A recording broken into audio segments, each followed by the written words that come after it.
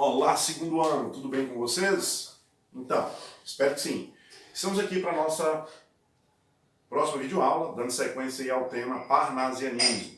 O Parnasianismo foi tema de nossa videoaula anterior, onde eu dei as concepções gerais, falei do seu surgimento, como foi o movimento na Europa, as tendências, as características gerais como o universalismo, o sensualismo, que muitas vezes beirava o erotismo, né?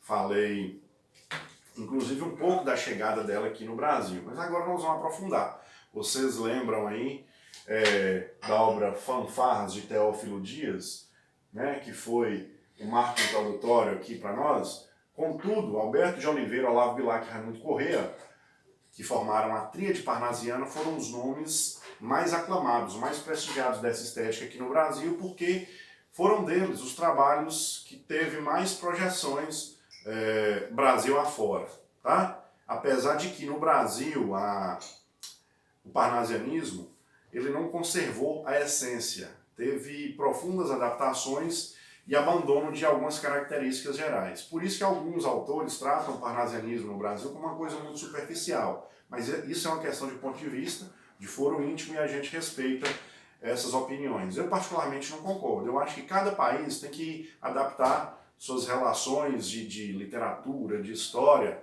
porque senão torna-se um plágio, uma cópia, né, descarada, sem o devido valor à cultura, às nossas especificidades, etc. Tá? Vamos falar aqui, ó.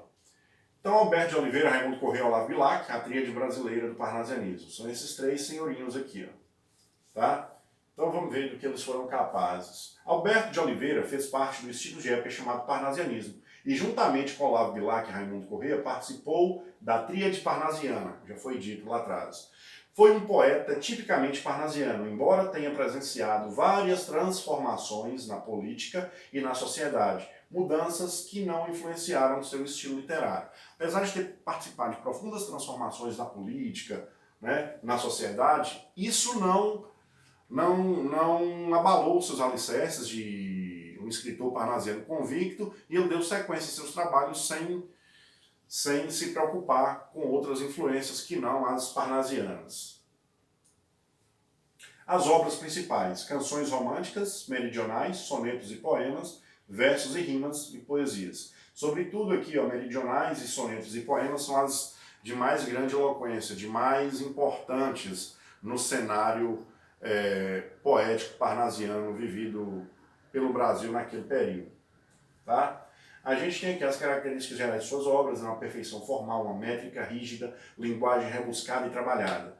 Alberto de Oliveira revela algumas características românticas, porém estava longe dos excessos sentimentais do romantismo. Vocês lembram quando eu disse que uma escola literária, por mais que renegue a outra, elas sempre estão acorrentadas, abraçadas. Uma sempre acaba aproveitando o que de bom a outra ofereceu. E mesmo lá no modernismo, quando vocês estiverem lá no terceiro ano, vocês vão verificar que o que de bom teve no romantismo, no simbolismo, até mesmo o trovadorismo, foi aproveitado de alguma maneira pelas escolas mais novas. Tá? Vamos continuar aí. Agora vamos falar de Raimundo Corrêa. Foi um escritor que pertenceu ao estilo de época chamado parnasianismo, mas somente a partir do livro Sinfonias é que o poeta se assume realmente parnasiano. Como curiosidade, este livro tem prefácio de Machado de Assis. Características de suas obras: exaltação à natureza, que era outra tendência romântica, lembram? Perfeição formal e a cultura clássica, quando fazia reportagens diversas à cultura, ao classicismo, voltava lá na questão medieval da Europa, a nomes, a poetas, a pintores, escultores, sempre resgatando aqui a cultura clássica. O pessimismo, a desilusão, outro viés romântico, tá vendo? Como é que uma é interdependente da outra? Por mais que eu abnegue essas características, eu vou precisar delas um dia. Isso no campo literário, tá? Olha a foto dele aí. Tudo bem? Agora nós temos Olavo Bilac, o mais famoso poeta dessa tríade aí. Vamos entender o porquê. Conhecido por sua atenção à literatura infantil e principalmente pela participação cívica. Era republicano e nacionalista. Também era defensor do serviço militar obrigatório. Bilac escreveu a letra do hino à bandeira e fez oposição ao governo de Floriano Peixoto. Foi membro fundador da Academia Brasileira de Letras em 1896. Só por causa disso, gente, republicano e nacionalista, ele era contra o Império e a favor da República, né? Eu queria que o Brasil se visse livre logo dos tentáculos portugueses, eu queria que o Brasil fosse elevado, né, à matriz, deixasse de ser colônia, e era um nacionalista, valorizava tudo que fosse brasileiro, né? A fauna, a flora, a cultura, absolutamente tudo que enaltecesse as características gerais e as cores do nosso país. Tá? Então, foi poeta, cronista, né? Suas crônicas possuem uma linguagem mais simples, tornando-se mais atraente para o leitor. Escreveu livros didáticos e também textos críticos sobre literatura e questões nacionais. Tá? Então, por conta disso, esses nomes compuseram o que nós chamamos de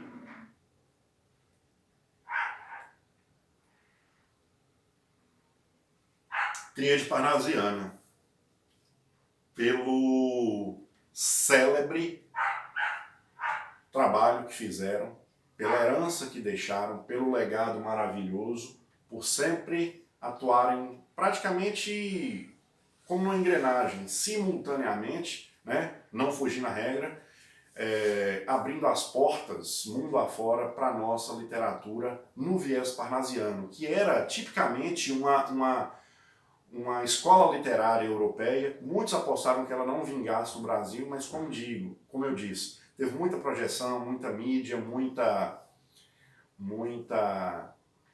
visibilidade. Então isso tudo fez com que o parnasianismo tivesse grande aceitação e, por conseguinte, fizesse grande sucesso entre as pessoas aqui no Brasil. Tá? Eu vou pedir uma atividade sobre esses autores parnasianos, baseado no livro, né, no que tem na apostila de vocês, mas vocês podem complementar os estudos, as informações, buscando em outras fontes, tá bom? Quero deixar aqui para vocês o recado que vocês precisam cumprir com as obrigações de vocês, respeitem as datas, os prazos, façam tudo, me disponham a tirar alguma dúvida ou orientar de alguma maneira, seja pelo WhatsApp, seja pela plataforma Pitágoras, tudo bem? Segundo ano. Estamos juntos, obrigado pela atenção aqui e lembrem-se que em tempos de pandemia, fique em casa e estude em casa também. Sempre com olhar no futuro. Tá bom? Valeu, grande abraço, até mais. Fui!